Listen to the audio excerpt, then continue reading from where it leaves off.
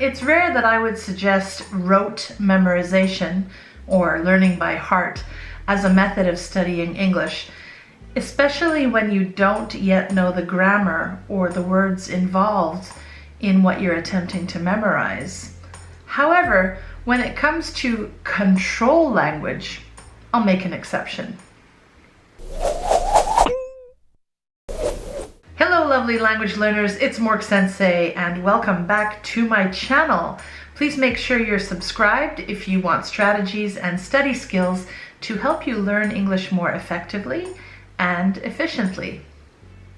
Control language, or language of control, refers to phrases that you can use to control the person or people you're talking with, or to control the conversation you're having so that you can understand, keep up with, and learn from the interaction you're having.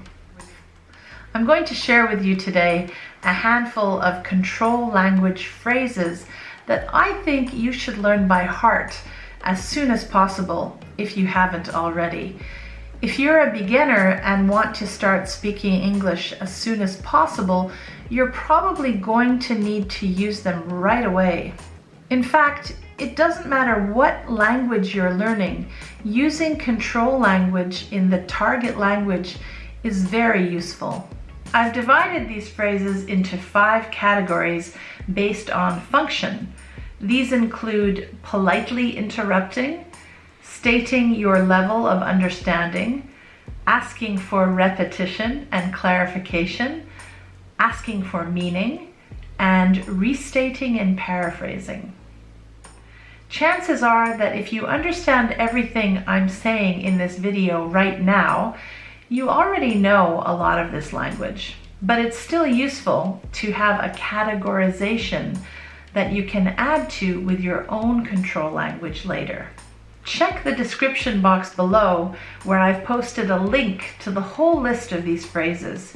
If your first language is Japanese, I have Japanese translations for you too.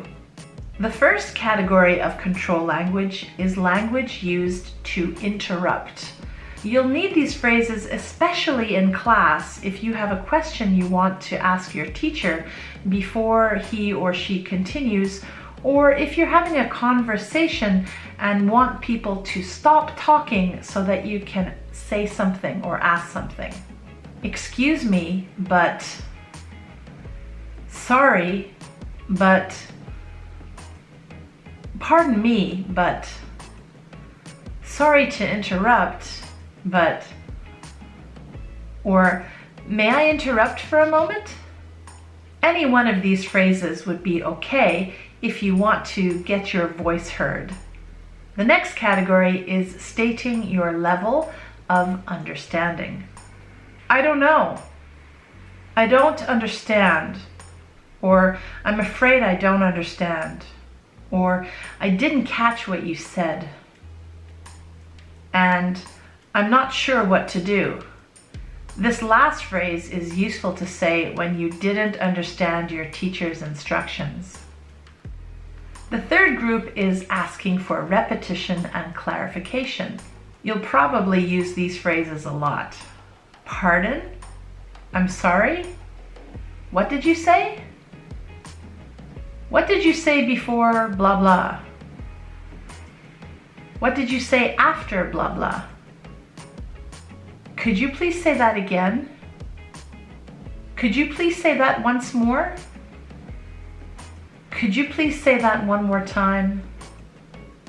Could you please repeat that? Could you please repeat what you just said? Could you please repeat what you said earlier? Could you please speak slower? Could you please speak more slowly? Could you please slow down? Could you speak louder?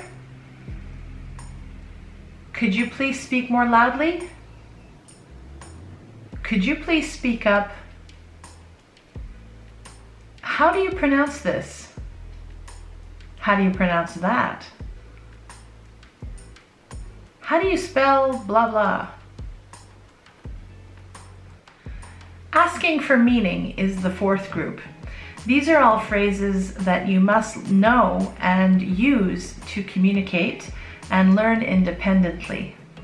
Could you please explain blah blah? Could you please say that another way? Or could you please say that a different way? What does blah blah mean? How do you say blah blah in English? The last phrase, of course, is only useful if the person you're speaking with also speaks your native language. Now, if the person you are speaking with is an English teacher or someone who's had lots of experience with language, it will be easier to get that person to help you say what you want to say. If not, the person you're speaking with might not be able to answer your questions or help you as much or as well as you'd like. In such cases, you'll have to do more work by restating and paraphrasing what was said to you.